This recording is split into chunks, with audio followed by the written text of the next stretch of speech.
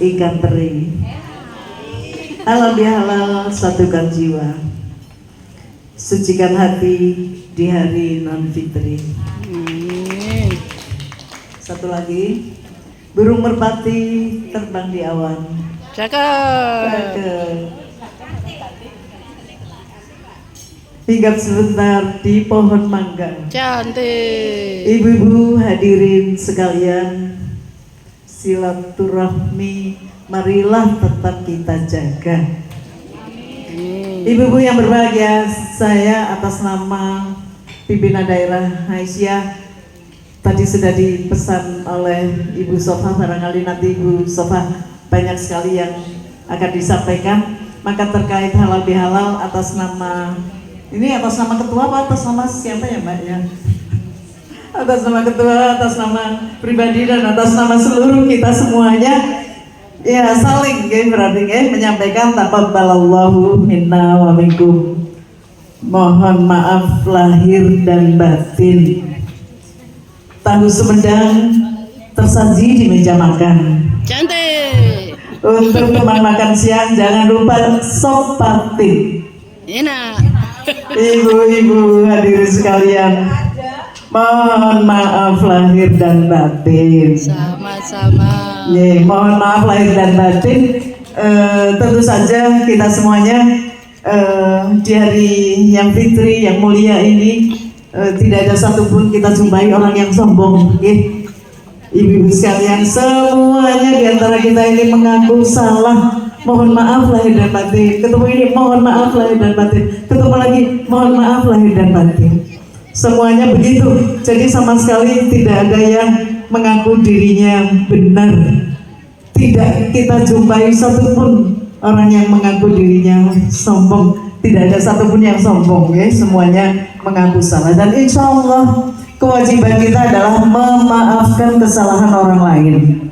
Seandainya penjenengan semuanya punya kesalahan, insya Allah kita juga akan memaafkan.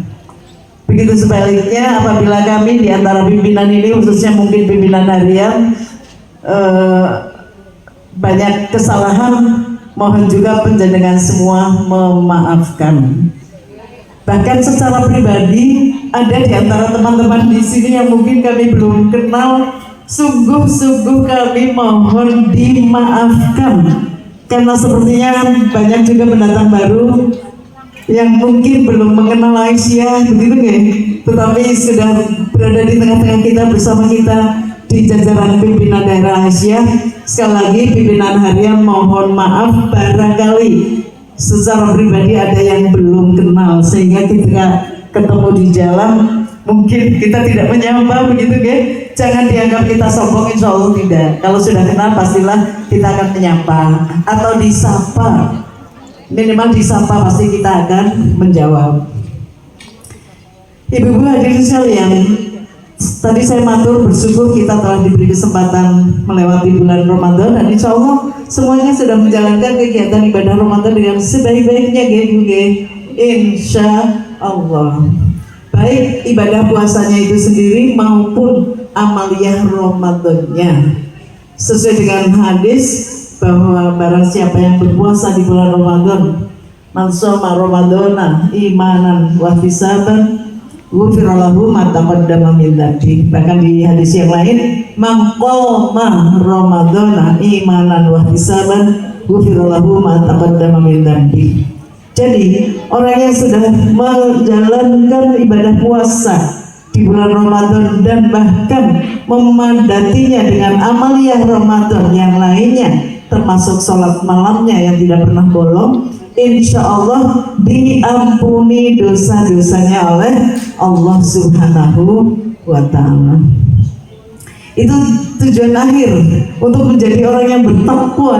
Itu memang mestinya hadir sebagai orang yang betul-betul bersih, tidak membawa dosa-dosa, apalagi dosa yang banyak. Tidak. Maka diberi kesempatan oleh Allah kita menangi bulan Ramadan supaya dosa-dosa kita terampuni. Kayaumi waladathu ummuhu, bagaikan seseorang yang dilahirkan oleh ibunya, noda, bersih dari noda, artinya tidak membawa dosa. Dan itulah Saya kira profil seorang yang muttaqin ketika sholat di hadapan Allah tidak membawa atau memikul dosa-dosa. Itu yang diharapkan. Dan itu akan dicapai ketika seseorang menjalani ibadah puasa dengan sebaik-baiknya. Itu janji Allah. Ghufirallahu ma taqaddama min dzambi. Akan diampuni dosa-dosanya oleh Allah. Dan doa yang paling top, yang paling disukai oleh Allah di bulan Ramadan adalah Allahumma innaka afuwun tuhibbul afwa fa'fu anni. Itu doa yang paling bagus, paling top dibaca berkali-kali di bulan Ramadan, di malam-malam terutama, mungkin setelah kita tarawih atau di kesempatan kapan saja di bulan Ramadan, kita menyatakan diri bahwa Allah itu zat pemberi maaf, suka kepada orang yang minta maaf, maka ampunilah saya.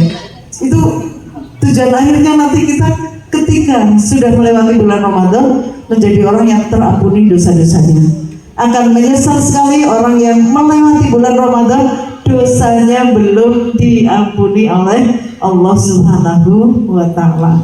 Ya, tentu amat sangat disesalkan seandainya kita melewati bulan Ramadan dosa-dosa kita belum terampuni. Itulah saja juga kenapa kita selalu mendengar surat Ali Imran ayat 133 yang tadi juga dibacakan, 134 dan seterusnya, bahwa di antara ciri penghuni surga adalah orang-orang yang sudah terampuni dosanya. Karena apa? Di surat tersebut atau di ayat tersebut disebutkan wasari'u ila maghfiratin min rabbikum wa jannatin arduhas samawati wal ardh uiddat lil muttaqin. Jadi surga itu disediakan bagi orang-orang yang bertakwa, yaitu orang-orang yang terampuni dosa-dosanya. Seperti itu. Karena apa? Kita sudah menjalani ibadah puasa dengan sebaik-baiknya dan selalu mohon ampunan kepada Allah, selalu mohon ampunan kepada Allah, dan insya Allah ketika sholat di hadapan Allah dalam keadaan bersih, tidak membawa dosa, sehingga ini kelak nanti akan menjadi penghuni surga.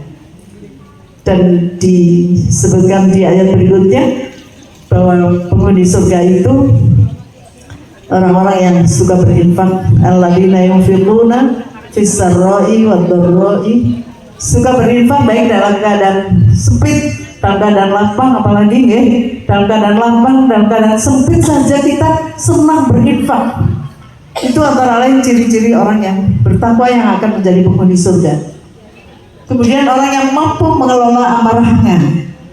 Jadi kalau masih ada orang yang temperamen itu yang suka marah begitu ini sama sekali jauh dari profil seorang yang muttaqin.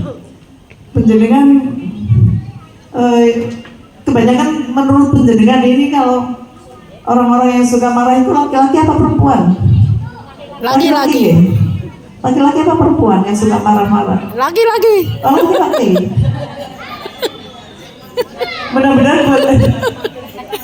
Mudah-mudahan bukan suami-suami kita nih, Bu. Mudah-mudahan bukan suami-suami kita. Tapi apakah suami-suami kita ada yang punya temperamen, ada sifat-sifat temperamen? Insya Allah begitu, Bu. Kalau misalnya ada dan kita tidak mampu mengatasinya, doakan saja. Karena saya pernah merasakan di awal-awal pernikahan, saya ini menikah dengan siapa? Begitu pernah. Tapi saya tidak pernah kemudian bagaimana berusaha supaya suami menjadi orang yang lemah lembut kayak gitu, kan kita tidak bisa. Karena kita menikah juga kan tidak tahu nih, Bu. Menikah itu tidak tahu kita itu menikah dengan siapa, seperti apa, kan tidak tahu. Begitu kita menikah kemudian, ya kecuali Mbak Sofa dari kecil sudah berteman. Mbak Sofa dari kecil bertetangga dan berteman dan bersaudara, apakah juga nggak tahu? Oh, nggak tahu. Ternyata contoh Mbak Sofa sing tanggane sedulure dari kecil bareng, dolan bareng, bal-balan, tek benik, apa bareng banyak orang ngerti. Oh dus-dusan orang bareng. Oh, bukan dus-dusan kali bareng. Itu saja tidak tahu seperti apa perangai suami kita, ya kan Bu? Ketika awal-awal perkawinan juga saya, mungkin 3 tahun pertama saya juga merasakan, saya menikah dengan siapa ini? Oke, tapi kita tidak mampu untuk mendudukan, pasti tidak mampu, dan kita hanya bisa berdoa, dan doa kita, doa seorang ibu, doa seorang istri yang tulus, insya Allah sampai ke langit, sampai ke langit. Pelan-pelan suami kita akan berubah. Oh iya pasti itu. Berubah menjadi tua itu pasti. Tapi semakin lama berubah menjadi semakin lemah lembut, semakin sayang, jauh dari hal-hal yang kasar begitu. Apalagi setelah punya anak, akan tumbuh secara naluriah. Otomatis dia akan menyayangi anak-anaknya, otomatis juga kalau normal pasti juga akan menyayangi ibu dari anak-anaknya. Mungkin apa batin ibu? Ya, itulah nanti yang akan kita rasakan sebagai keluarga yang sakinah, mawaddah, warahmah. Semakin tua suami kita, insya Allah mudah-mudahan semakin sayang kepada kita. Amin. Ingin apa batin ibu? Pastilah ingin. Dan itu doa kita yang terus kita panjatkan, insya Allah akan tercapai. Jadi sekalipun ini kan banyak yang sudah bahuti ya, sudah oma-oma semua. Semakin lama suami kita semakin yang saya pun semakin jelek misalnya, ya kita pun juga tidak semakin cantik, semakin tua semakin jelek juga. Keriput, sudah keriput, ompong, mungkin apalagi ya Mbak ya, kebiasaan-kebiasaan yang dulu kita tidak suka, tapi insya Allah semakin lama bukan kita semakin benci, tentu tidak. Insya Allah kalau Allah turunkan jiwa yang sakinah, mawaddah warahmah kepada kita semua, insya Allah semakin lama semakin sayang. Mbak Usnul, walaupun kalau Mbak Usnul sih suaminya masih belum ompong, belum keriput, rambutnya juga belum putih, begitu masih lagi cinta-cintanya. Tapi semakin tua semakin malas, benar. Kasihan ya kalau lihat lagi tidur.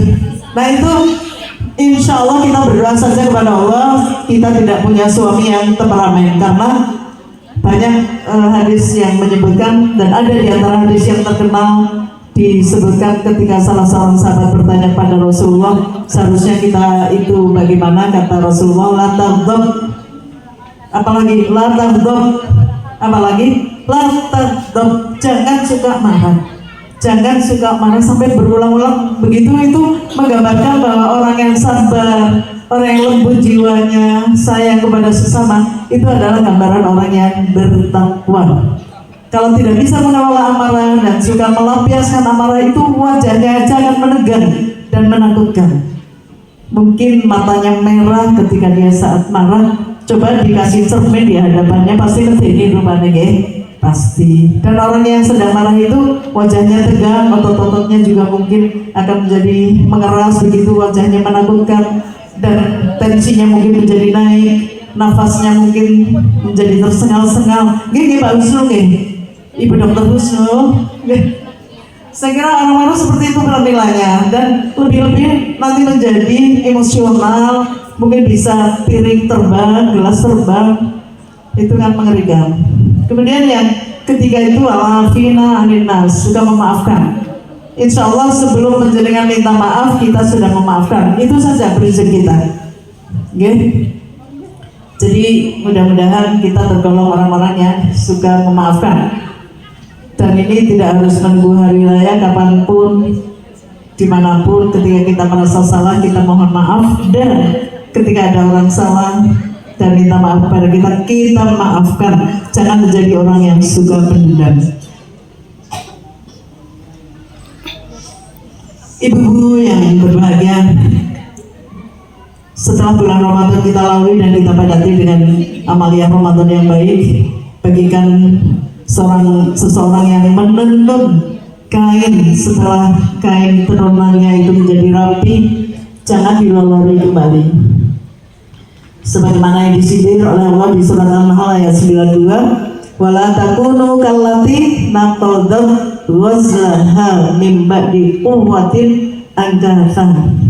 Jangan kalian seperti seorang perempuan yang sudah menenun kainnya dengan kuat, rapi, bagus hasilnya, kemudian setelah selesai malah dilolorinya kembali. Ini gambaran wanita yang kurang waras, kurang sehat akalnya. Maksudnya apa? Bahwa ketika kita sudah meniti amalia Ramadan dengan sebaik-baiknya, salat fardunya mungkin sudah jamaah, salat sunatnya udah lengkap, apalagi salat malamnya, mungkin baca Qur'annya juga, sedekahnya juga sudah sangat-sangat rapi, istiqomah kita lakukan. Ketika bulan Ramadan berlalu dari kehidupan kita, buyar kembali, tidak lagi salat wajib berjamaah, kurang juga salat sunatnya, puasa sunat juga malas. Apakah ada di antara ibu-ibu yang belum puasa Syawal? Puasa Syawalnya sudah lulus semuanya. Mari kita biasakan juga, kita lanjutkan puasa sunat kita, mungkin ada Senin Kemis atau paling tidak misalnya 3 hari setiap bulannya di yaumil bid, begitu kan?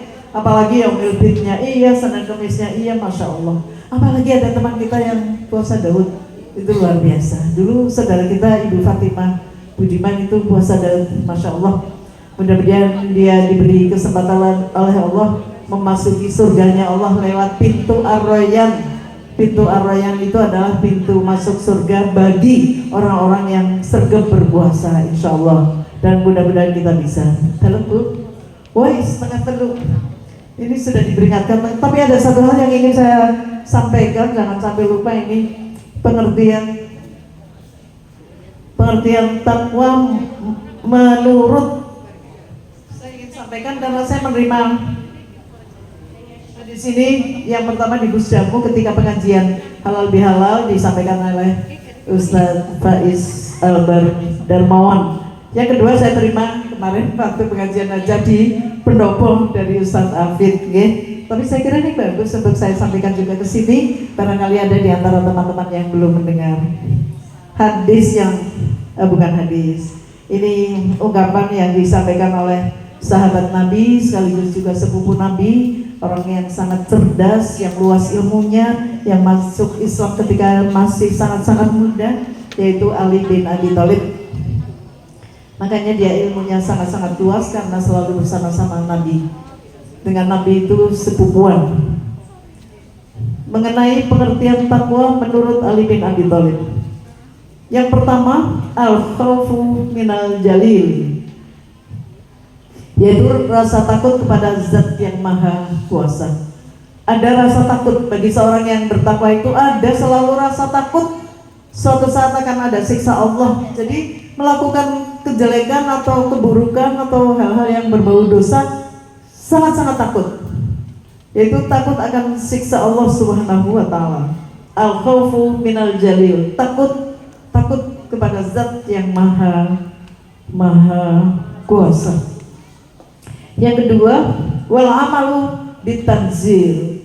Wal amalu bitanzil, beramal dengan apa yang diturunkan oleh Allah.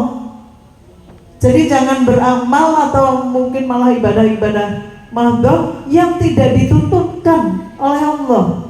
Itulah sebabnya Muhammadiyah sangat tegas dan garis